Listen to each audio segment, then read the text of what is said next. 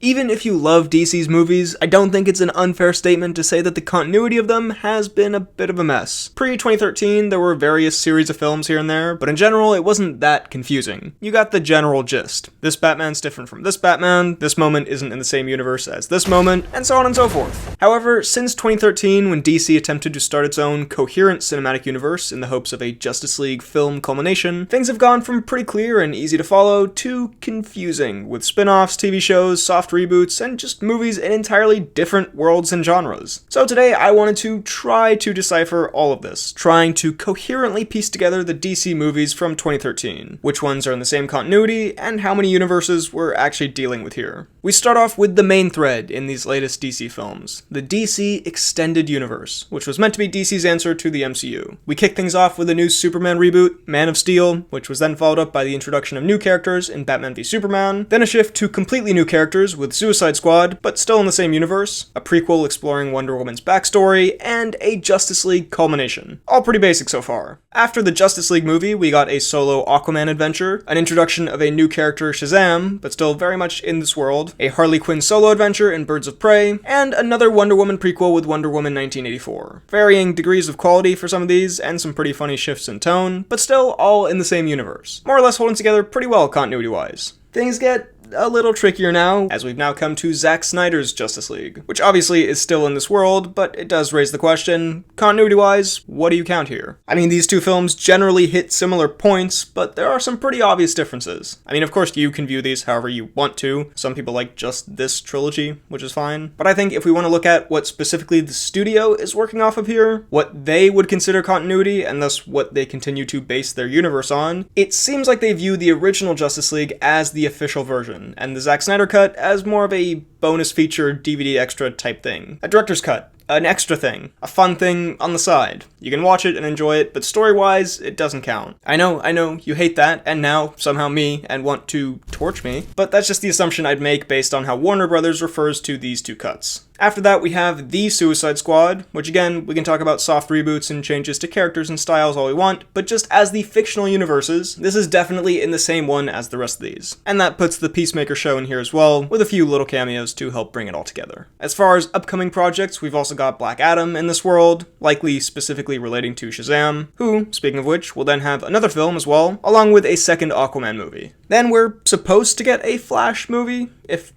Ezra Miller stops appearing in the type of headlines he's been appearing in. But that movie, if it ever does come out, would take place in the DCEU, but would introduce the lovely idea of time/universe hopping, which never complicates a continuity. And it seems it would tie it into the original Batman universe from the 80s. As we'll get into, this introduces the idea of the multiverse into the DCEU, basically the idea that there are lots of parallel universes, infinite, in fact, that certain characters can jump between, something Marvel has done recently in their films. It's a nifty narrative way of crossing over characters from separate film franchises. I say this will be its introduction into the DCEU because this will be the first appearance of it in a DCEU film, but we'll get to other multiverse stuff that has been happening in a second. But okay, with the assumption that all that's happening in The Flash, and that The Flash will release, that puts The Flash in the DCEU and introduces the original Keaton, Kilmer, Clooney Batman films in as a separate continuity, which characters like The Flash will visit and have, whatever specific crossover they have there. We'll see. Based on Keaton's Batman also appearing in that Batgirl movie that I'm really excited to finally see on the big screen, oh wait, I suspect the idea is to bring Keaton's Batman from his universe into the DCEU, but hey, that's speculation. We'll have to wait and see. In the interest of keeping this visual clean and easier to follow, I'm not going to put the Keaton Batman universe on here, because by that logic, all the other franchises technically could be out there as separate universes. I'm just going to leave this like this for now. Also because,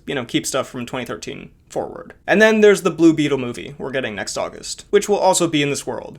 Okay, so far not so bad. Quick reminder here that if you're enjoying this video, drop a like, subscribe, hit the bell button, and comment your thoughts on DC's continuity mess down below. Also, after the video, check out my podcast, The Poorly Planned Podcast. Fun movie talk. Alright, back to the video. We now move over to the Arrowverse, which is the DC television side of things, or at least part of it. This is now a separate universe from the main DCEU stuff. So this is the DCEU, over here we have this universe.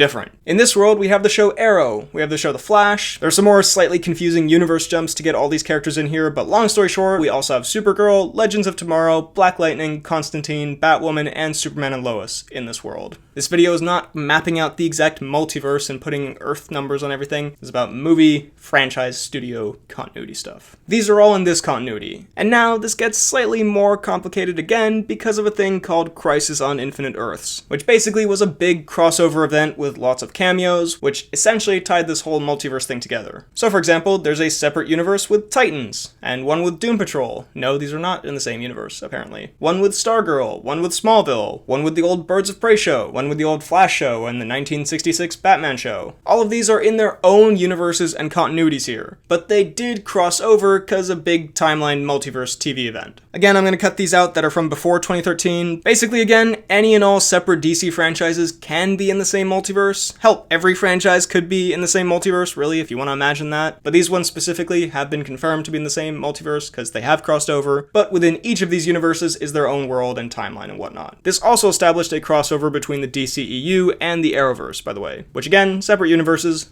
did have a crossover. Okay, hopefully we are still all on board. Then we have a few other separate universes that have their own worlds that didn't cross over in Crisis, so I guess these could be in the multiverse out there, maybe they're not. Just purely franchise-wise, these are separate continuities. We have the Gotham/Pennyworth world. God, that is a world that I don't want to live in. My name is Fish Mooney, bitch. The Krypton world, the Swamp Thing world, and the upcoming Gotham Knights world. We then have a totally separate continuity from any of these in the Batman universe, which we'll probably be getting more of. Actually, not probably, it's been confirmed. And also, I'll make the main ones here bigger so we know which ones are more important. Like, let's be honest, the Swamp Thing continuity isn't really as important as the Batman continuity. This contains the Batman, the upcoming sequel, the upcoming Penguin HBO show, the upcoming Arkham series, and whatever other properties they make from this world. This one features another distinctly different version of the same character that is apparently still around in those other films, and another older version who's coming back. But this does seem like it'll be DC's main Batman franchise going forward, with its own style and tone and villains, and it doesn't feel like the kind of universe that would have a crazy multiverse crossover. It feels a bit more serious and self-contained, though stranger things have happened. And finally, in a totally separate universe from any of these, which is also getting a continuing franchise, is the Joker universe. This one is obviously in a different continuity, because again, a different world, a different character, story, and actually different versions of multiple characters. This is another possible franchise Warner Brothers wants to keep going, with Lady Gaga's Harley Quinn being introduced in the sequel. And again, this doesn't feel like the type of film world that would participate in the comic book franchise crossover stuff. So probably going to be pretty isolated over here. God, you can see why I wanted to make this video now, can't you? There was a lot of sorting out to do here. I honestly just wanted to do this so I could get this straight. And honestly, I may have just succeeded in confusing myself and you guys more. But no, hey, hopefully this provided some clarity on the DC franchise and its various iterations in film and TV in the past decade. So to recap, we have the Joker franchise, own thing. The Batman franchise, own thing. The DCEU,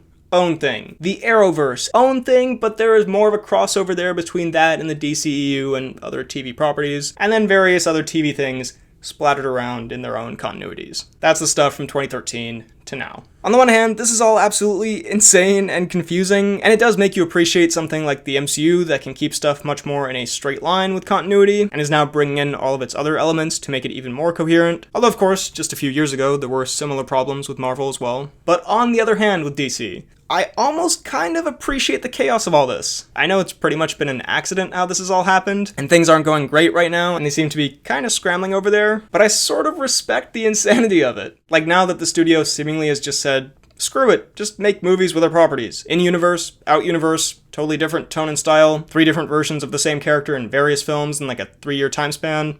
Whatever. It does allow for more variety and different takes, and sometimes more unique takes. I mean, I think the best films of this new DC era have been the ones that weren't a part of the larger continuity franchise, or the ones that sort of broke with that and just did their own thing despite being in that larger world. I think instead of scrambling and desperately trying to build a continuity, DC should embrace that they could just do whatever. That could be its thing. And I think that might be what we're headed towards. Hopefully. Maybe. We'll see. So yeah, DC's stuff is confusing, but hey, I don't mind it that much, to be honest. Also, yes, there may be some animated stuff that ties in. Maybe I missed the incredible tie-in that the show Powerless has on the larger DC world. Fun fact, that show is actually set in the Joker world. Weird no one talks about that. So that was my attempt at making sense of DC's crazy movie and TV continuity. What do you think of all this? Let me know all of your thoughts down below in the comments. While you're at it, be sure to like this video, check out my Instagram and Twitter at BHL_Hudson, my TikTok at BHLHudson, my Letterboxd at RealBHLHudson, check out this podcast that I do with a friend of mine where we talk about movies, TV shows, a bunch of nonsense. It's called The Poorly Planned Podcast, and subscribe for more videos like the one you just watched. Thanks for watching, and I'll see you next time.